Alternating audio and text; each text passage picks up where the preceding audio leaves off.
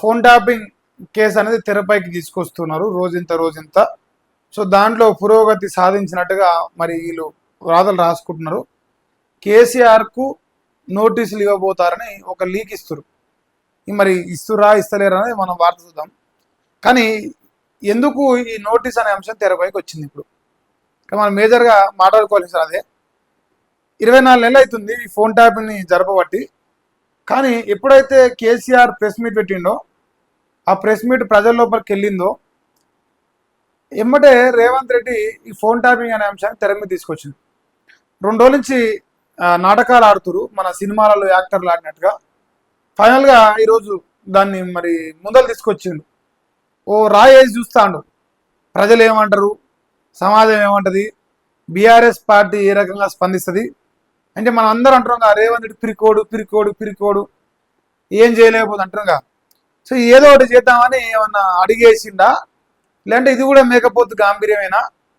ఇప్పుడు phone tapping కేసీఆర్కు ఒకవేళ కట్టాల్సి వస్తే మరి రేవంత్ రెడ్డి కూడా ఇప్పుడు ఫోన్ ట్యాపింగ్ చేస్తున్నాయి. మరి రేవంత్ రెడ్డి కూడా రేపు వచ్చే గవర్నమెంట్లో ఆయనకు కూడా సేమ్ శిక్షలు వేయాల్సిన బాధ్యత తీసుకోవాలని కూడా నేను కోరుకుంటా. ఆ రోజు ఇందులో ట్విస్ట్ ఏంటంటే, కేసీఆర్ను రాజకీయంగా ఎదుర్కోలేక, ఆయన వేసిన ప్రశ్నలకు సమాధానం చెప్పలేక ప్రజలు మొత్తం కేసీఆర్ వైపు మళ్ళీపోతున్న భయంలో ఇప్పుడు ఈ చర్చ వీళ్ళు తీసుకొచ్చారు. నేను అంతే వరకు అంచనా వేస్తా ఉన్నా. సో టైటిల్ అయితే అదే పెట్టినా.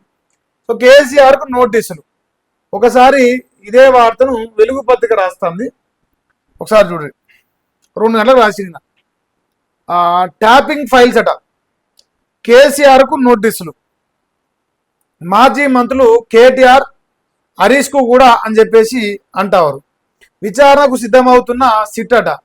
మాజీ సిఎస్ సోమేష్, నవీన్ చంద్ విచారణ పూర్తయింది. అసెంబ్లీ సమావేశాల తర్వాత మాజీ సీఎంకు జారీ చేసే అవకాశం ఉంది. ఇప్పుడు అసెంబ్లీ సమావేశాల తర్వాత, ఇది 29 తర్వాత అసెంబ్లీ అటుంది. ఆ ప్రోగ్రాం అయిపోయిన తర్వాత నోటీసులు జారీ అవకాశం ఉందని ఇప్పుడే లీక్ ఇచ్చారు. ఈ లీక్ వీరిలో అర్థం కావట్లేదు, ప్రభుత్వం అయినా ప్రభుత్వం అధికారుల.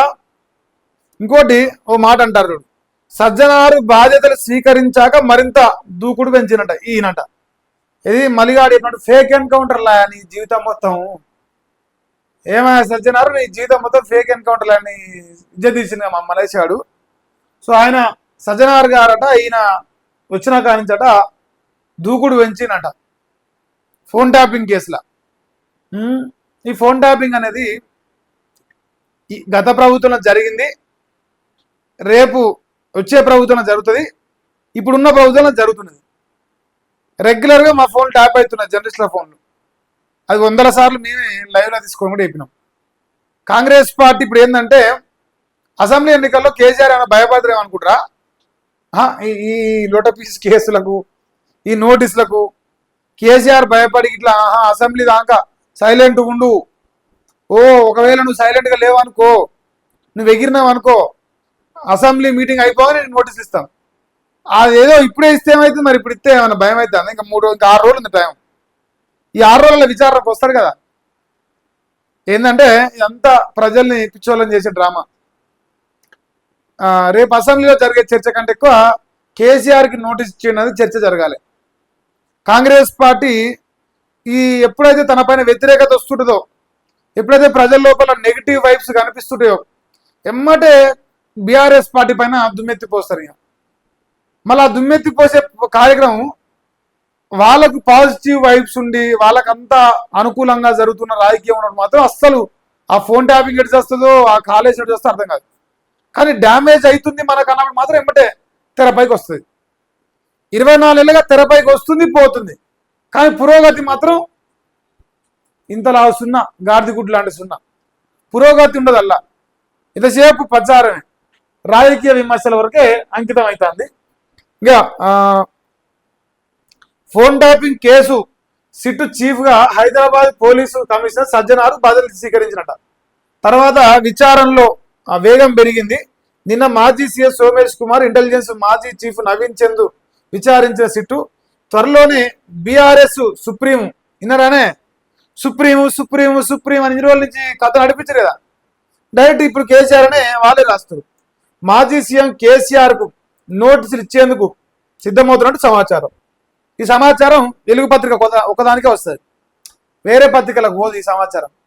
ఎందుకంటే వేరే పత్రికలు జర సోయితోని పనిచేస్తాయనమాట, వీడు సోయి తక్కువ పనిచేస్తాడు.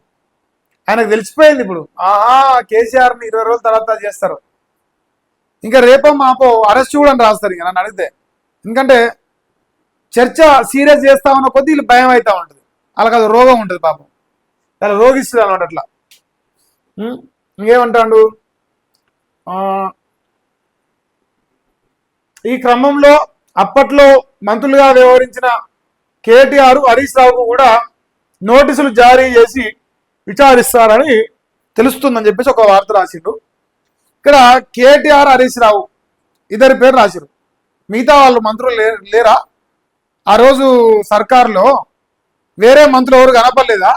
జూపల్లి కృష్ణారావు ఆ రోజు మంత్రి అన్నాడు, ఆయన కనపడలేదా? లేదు పొంగులేటి శ్రీనివాసరెడ్డి ఆ రోజు అదే కాంగ్రెస్ బీఆర్ఎస్ పార్టీ ఉండు, ఆయన కనపడలేడా? ఈ రోజు నుండే కడియం శ్రీ గారి ఆయన నాడు అల్ల ఎంగిలి మెతుకులు తినుకుంటూ అల్లడే వాడాడు, వాళ్ళకి ఇస్తలేరు నోటీసులు. ఇది ఏం విచిత్రమో, ఇది ఏం విచారణో, ప్రజలు నవ్వుకుంటున్నారు. సీరియస్గా చెప్పాలంటే మీరు ప్రభుత్వం ఏ ప్రభుత్వం వచ్చినా ఇంటెలిజెన్స్ అనేది ఫోన్ ట్యాపింగ్ చేస్తుంది.